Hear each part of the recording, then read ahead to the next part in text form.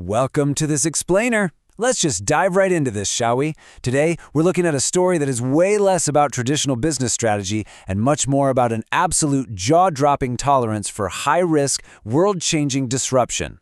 We are unpacking the crucible arc of how a relentlessly bullied kid from South Africa essentially forged himself into the world's first trillionaire trajectory entrepreneur. This isn't just your standard biography. It's a real-time look at extreme resilience and some of the wildest calculated gambles in modern history. To really understand the man, we kind of have to rewind to 1971, back in Pretoria, South Africa. As a kid, Elon had this fascinating, almost eerie quirk.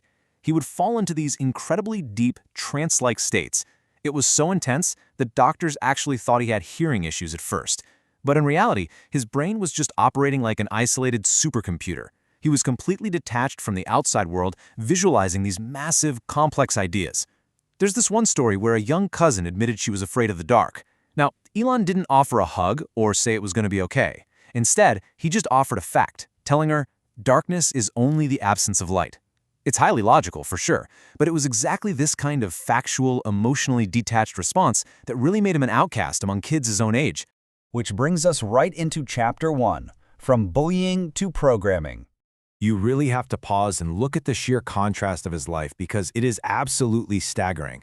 We're talking about going from a young, isolated boy who was bullied so viciously that a gang of students actually threw him down a flight of stairs, beating him until he had to be hospitalized, to a man who is currently the richest person on Earth, actively building rockets to go to Mars. The crucible of his childhood didn't break him. Instead, it seems to have forged this incredible, almost unnatural capacity to endure pain, hardship, and intense isolation. So how do you cope with a reality like that? Well, he turned to computers. At age 10, he gets his hands on a computer with a whopping 5 kilobytes of memory and a basic programming workbook. This book was meant to take 6 months to complete. Elon? He didn't sleep. He finished the whole thing in 3 days. By 1984, at just 12 years old, he codes a space shooter game called Blaster and sells it for $500. Boom, his very first business. Eventually, he realizes that America is pretty much the only place that can match his ambitions. So he uses his mother's citizenship to immigrate to Canada at 17, makes his way to the University of Pennsylvania by 1991, and by 1995, he's perfectly positioned to strike right at the dawn of the internet age. All right, moving on to Chapter 2, the Silicon Valley Millions. Think back to 1995 for a second. Physical city directories and big fold-out paper maps were still totally the norm. Elon looks at this and sees the most obvious disruption ever. Just put the business listings and maps online. He and his brother Kimball found a startup called Zip2. While Kimball is out pounding the pavement, going door to door selling these listings, Elon is literally coding day and night in their tiny rented apartment. And that relentless grind paid off massively. In 1999, Compaq swoops in and acquires Zip2 for $37 million. Elon's personal cut, $22 million. At just 27 years old, the guy is a multimillionaire. He could have comfortably retired right then and there. Maybe he bought an island. But honestly, his ambition was just waking up. So, what he does next is absolutely crucial. He looks at the slow, painfully old-fashioned banking industry and decides he wants to tear the whole thing down.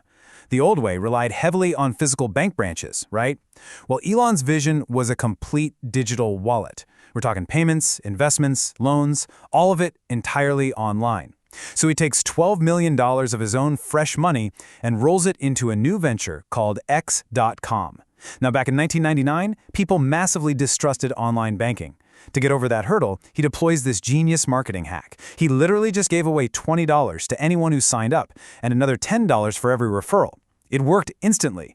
They pulled in 200,000 users in just 2 months. Eventually, to avoid a mutually destructive marketing war, X.com merged with a rival company run by Peter Thiel. You might have heard of it, a little company called PayPal. But man, the PayPal era was brutal. People described Elon's management style as ruthless. He micromanaged everything and literally expected days of work to be finished in just a few hours. All of this friction led to a stunning, completely ruthless coup. Get this, while Elon was on his honeymoon in the year 2000, the board ousted him as CEO. No way, right? Yet he still remained the largest shareholder. So when eBay comes along and buys PayPal for $1.5 billion in 2002, Elon walks away with a cool $180 million. But we have to pause here, because this incredible financial triumph was deeply, deeply shadowed by a profound personal tragedy. During this exact same period, Elon suffered the devastating loss of his 2.5-month-old son to illness. And that brings us to Chapter 3, Reimagining Rockets and Cars. Just like he used programming to cope with childhood bullying, he now throws himself into impossible work to cope with unimaginable grief. In 2001, he pulls up NASA's website and is just shocked to find absolutely zero concrete plans to send humans to Mars. So what does he do? He decides to just do it himself. Initially, he flies over to try and buy intercontinental ballistic missiles from Russia, but they don't even take him seriously. They demand $21 million for a single missile. On the flight home, Elon is literally crunching the numbers. He figures out that the raw materials are only 2 to 3% of a rocket's total cost. The rest is just bloated traditional aerospace overhead. So, in June 2002, he founds SpaceX. He decides to combine the design and build teams, use cheap in-house materials, and completely embrace vertical integration. His promise? To launch 600-kilogram payloads for just $7 million. That is a fraction of the industry's $70 million standard. And because reinventing space travel apparently wasn't enough to keep him busy, he also zeroes in on the auto industry. He realizes electric vehicles are absolutely the inevitable clean energy future.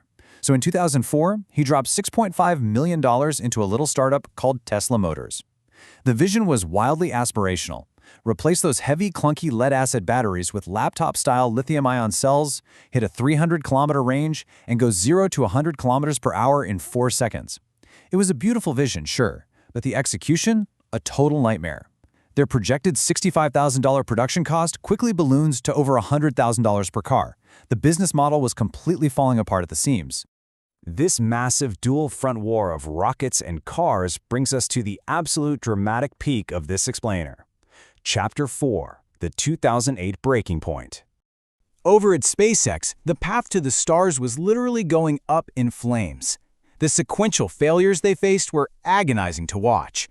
In 2006, after 4 long years of development, the very first Falcon 1 launch crashes after just 25 seconds because of a fuel leak. A year later, a premature engine shutoff causes the second rocket to spin out and crash. Then, in August 2008, a minor error causes the third Falcon 1 to just explode mid-air. That's 3 strikes. $100 million completely burned up, gone. SpaceX now had enough capital for exactly 1 more launch. 1. If it failed, the company was dead. And simultaneously, thanks to the 2008 global financial crisis, Tesla investors were flat out refusing to put in a single dime more. Tesla was facing imminent, immediate bankruptcy. Now, any logical entrepreneur would have looked at this mess and just cut their losses. But this was his absolute, undeniable, all-in moment. Elon sells his prized McLaren sports car. He liquidates his personal assets. He funnels all that cash directly into Tesla just to keep the lights on for a few more days. And he does this all while personally overseeing the 4th do-or-die Falcon 1 launch. It is just an astonishing, almost reckless display of high-risk tolerance. But against all odds, that unbelievable gamble actually paid off. Chapter 5, Expanding the Tech Empire. In December 2008, that 4th Falcon 1 launch finally reaches orbit. SpaceX is saved. And just weeks later, NASA awards them a massive $1.6 billion lifeline contract. Meanwhile, Elon is relentlessly pitching investors on Tesla, and he actually manages to secure $40 million in emergency funding on Christmas Eve. He saves the car company by literally a matter of days. With their survival locked in, Tesla goes mass market in 2012 with the Model S, and as you know, it wasn't just a car, it was basically a computer on wheels, with over-the-air software updates, a massive touchscreen, and a 500-kilometer range. It completely redefined what an EV could be, made Tesla profitable by 2013, and ultimately turned them into the most valuable car company in the world. The massive success of the Model S and the Falcon 9 created this incredible foundation. From there, the Musk empire just expanded rapidly. Beyond SpaceX and Tesla, you've now got Starlink, which is blanketing the globe with high-speed internet. There's Neuralink, developing mind-bending brain-computer interfaces. The Boring Company is out there trying to completely reinvent tunnel transportation. And most recently, of course, his deep dive into AI with xAI, alongside his highly publicized acquisition of Twitter, which is now known as X. This relentless, sprawling disruption across so many different industries has yielded a financial result that is frankly astronomical. His net worth currently sits at roughly $400 billion. To put that into perspective for you, that is nearly double the net worth of the second richest person in the world, Jeff Bezos. It's almost hard to wrap your head around. But look, a crucible that burns this hot inevitably leaves some scorch marks. Chapter 6: The Trillionaire's Complex Legacy. We do have to look objectively at the actual human and societal cost of building an empire like this. The source material for today's explainer outlines some very significant controversies regarding his management style and his overall influence. For instance, employees have frequently cited extreme workplace pressure and grueling conditions. We all saw that his acquisition of Twitter was immediately followed by massive, sweeping layoffs. On top of that, his highly unpredictable presence on social media has resulted in controversial tweets that literally move stock market prices in real time. And finally, the source points to his recent donation of around $280 million to political election campaigning, bringing him very close to political figures like President Trump. This creates what the source describes as a lethal combination of immense wealth and political power, raising public fears across the board about how exactly that power might be utilized in the future. So, whether he is viewed as this visionary savior pushing human progress forward, or as an erratic, ruthless micromanager, the source material draws one definitive conclusion. You love him or hate him, you simply cannot ignore him. Because a man who outright refuses to wait for the future, but instead insists on building it himself, basically forces the rest of the world to adapt to his pace. So the question I want to leave you with today, after seeing this entire incredible journey, is this. In the grand scheme of human history, will this absolute crucible of risk, innovation, and controversy ultimately be remembered for the bridges it burned or the entirely new worlds it built? Thank you so much for joining me for this explainer. Keep asking those big questions, and I'll see you next time.